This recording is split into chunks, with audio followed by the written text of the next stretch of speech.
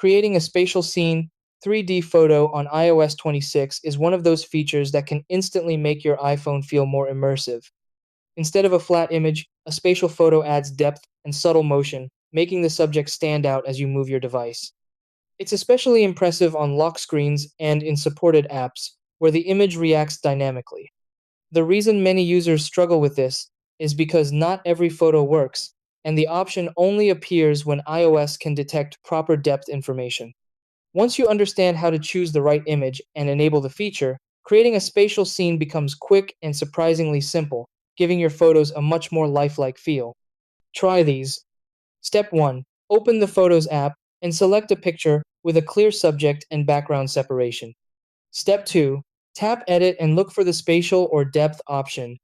Step 3. Enable the spatial scene or 3D effect toggle. Step 4. Adjust the framing so the subject is clearly centered and not cropped. Step 5.